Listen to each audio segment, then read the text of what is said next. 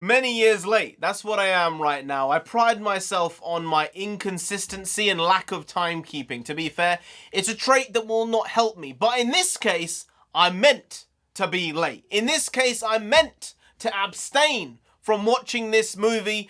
And surprisingly, it wasn't utter trash. It was meh. Now, that is how I feel towards most films. Most films do not grip you. They just don't have that tangible intangibleness about them. This was one of those. This was generic. It was see-through. It was bland. It was plain. But the ending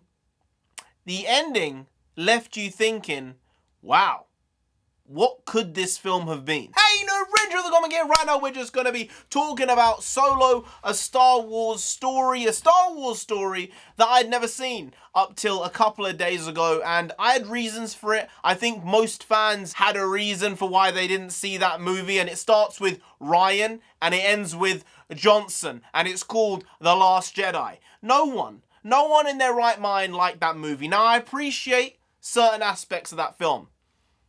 That it finished. When it finished, I was like, oh, it's over? Good.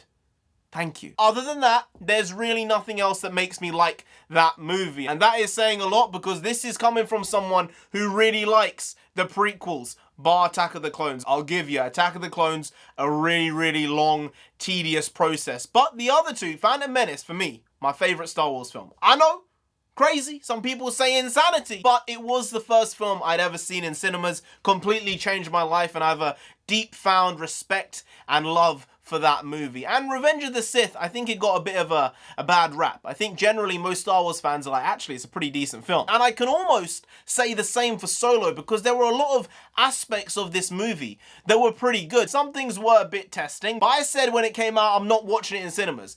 The film flopped, made a big dent in Disney's pockets, and I think from that point they kind of realized maybe we can't take the fans for granted. And they kind of tried to do their best with Rise of Skywalker, but it was a terrible movie, and I can't blame JJ. I can blame JJ for setting up The Last Jedi in the way he did by leaving it so open. Like, he gave Rian Johnson the Sandlot and just said, do what you want to do with it.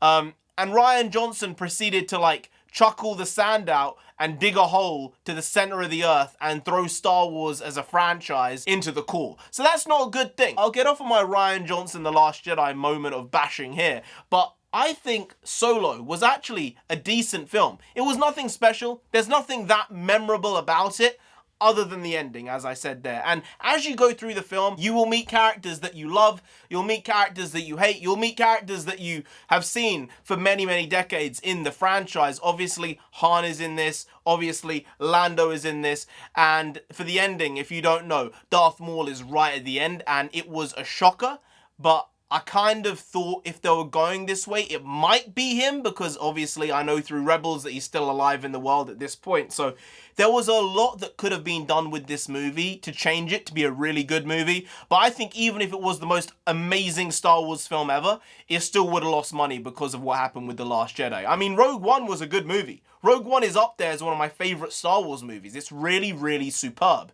It tells the Star Wars story. It feels like it's part of the original films. It doesn't feel like a prequel. It doesn't feel like a sequel. It feels like it fits in the original trilogy as like a excerpt story or a prologue. This one feels a bit more cheesy. It's got the cheese laden on a little bit. It feels a bit prequel-y, but there's nothing wrong with that. But with the Han situation, the fact they made him, you know, be a stormtrooper at one point, trying to become a pilot like that, I was like, all right, it's what it is. I guess that's the story you're telling here. Lando was good. I didn't mind Donald Glover in it. I thought he was fine. I don't think this is a controversial statement, all right? I think most people will agree with me here.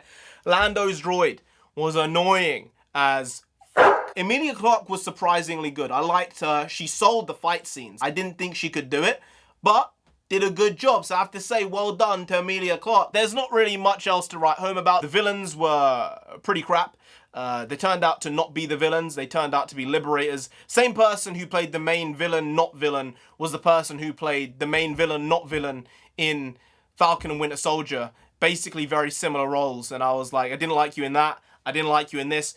Again, I think it's more the character than you, but I don't think you're selling it that well either. I actually forgot. I forgot that Paul Bettany was in this. He wasn't bad in it. He was pretty intimidating at certain points. He seemed a bit wacky, a bit crazy.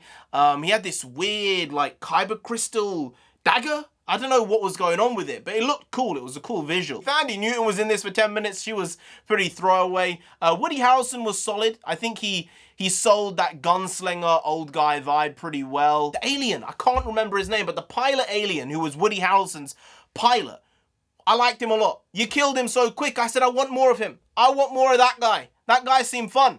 That guy seemed like he'd be doing shit in the world, and then you just knock him off like that. Don't do that. Don't do that shit. You could have kept him alive. You could have had a show about him, and I'd watch that show. Animated show, whatever it might be. I would watch that show, and I think Star Wars now, I think it might be in a place of recovery mode. I'd say the Bad Batch has been okay. It's not been phenomenal, but then again, I don't know what I was really expecting from it. I was just hoping it would be good, and it's turned out to be good. So I guess you can't have it all. You can't have phenomenal TV all the time. I think the last season of the Clone Wars was amazing. I think other than that middle section of 3 episodes with, I don't know what the name of the people are, the Reyes twins, sisters, I don't know, but Ahsoka in the underground of Coruscant, I didn't like that section, but the other parts were great. So I just hope Star Wars can recover at this point. I think there's been enough hate, there's been enough bad blood between us, and maybe I'm ready to accept it for what it is. Maybe Disney Plus is the place for it, and maybe I'll start watching The Mandalorian. Anyway, guys,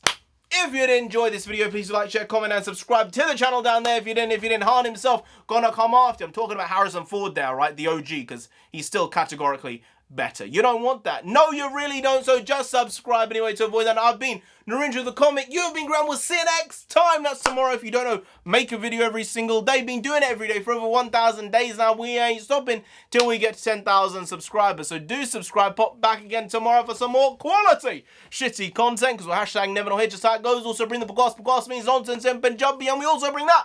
Bring a lot, bring a little, do a lot, do a little, but we do indeed bring the quality shitty content on a daily basis. So see you tomorrow. More of the same, slightly different, but essentially the very same. Once more, see you then. Skadoosh.